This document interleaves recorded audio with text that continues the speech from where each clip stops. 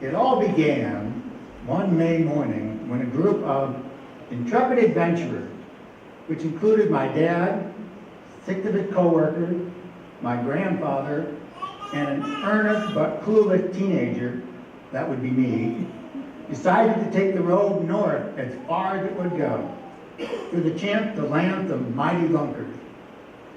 Our destination was Red Lake, Ontario, a 35-mile-long body of water with more nooks and crannies than the Library of Congress.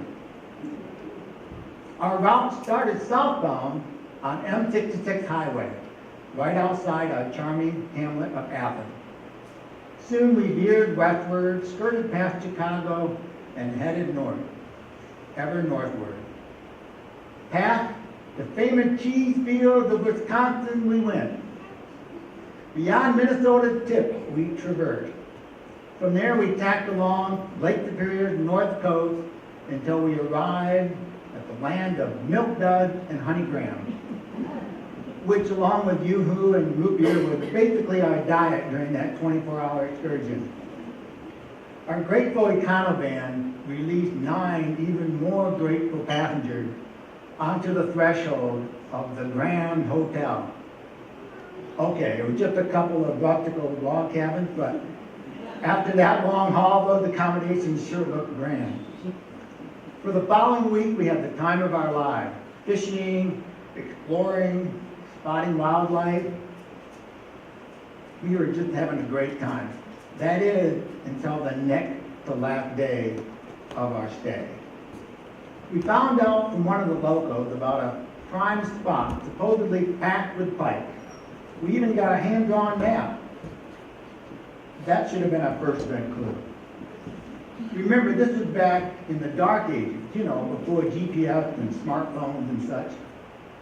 So we took off to this mythical location, and actually we found it without too much trouble. Sure enough, it was a fisherman's paradise. We were getting bites left and right, and not just from mosquitoes. In fact, the fish were drawing lots just for the privilege of jumping into our boat.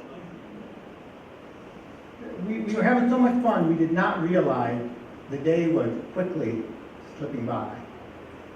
Slate gray clouds drifted overhead, and we came to the ready conclusion that it was high time to hightail it back to home base. At least we thought we were going in the right direction. We quickly realized that we were not on track for that open water where we could make a beeline for the cabin. No. We circumnavigated several small islands and encountered endless inlets. Now, please understand, these gentlemen were experienced outdoorsmen, at home in the wild frontier as they were in their rec room. These guys had biological compasses. Moss grew on the north side of their boots. How could we be lost?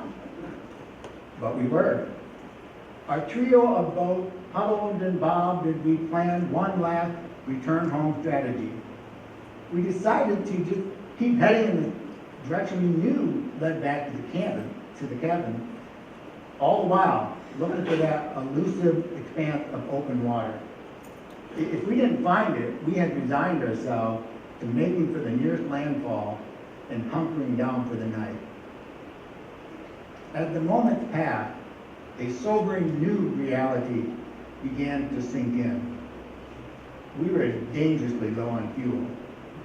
Even if we managed to camp overnight, how far would our depleted tank take us? How long would it be before someone searched for us? Our rations were down to a package of beef jerky and all the fresh water we could drink. Although I suspect one guy had a Kit Kat bar stash. You can't hide chocolate breath.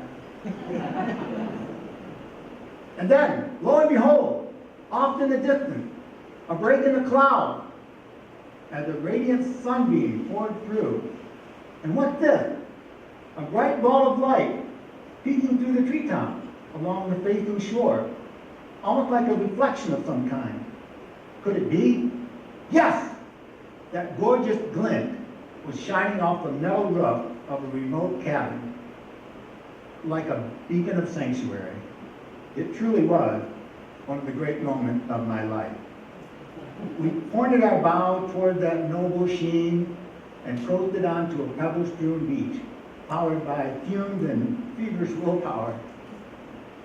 Our euphoria was short-lived, however. The cabin discovery had only offered temporary relief to our dilemma. We still didn't know how far our home away from home was, and our tank had run dry. So, being guides, we performed a reconnaissance of the site. In short order, we discovered a few half-filled gas tanks. We couldn't believe our good fortune. Maybe we wouldn't end up as barefoot after all. The old fishing camp was equipped with some bunk beds, so our motley crew settled in for the evening, soothed by our rapidly improving prospect. My mattress was about as thick as a Nilla wafer, but it was the height of luxury to me as visions of milk duds and honeygrams danced in my head. At the crack of dawn, we arose with clear head and renewed hope. We refueled and continued toward our desired destination. Within a half hour, we saw a broad swath of blue. We had found the open water. Hooray! Now all we had to do was follow our compasses home. It wasn't long before our beloved cabins were beckoning us from the approaching shore. We had made it.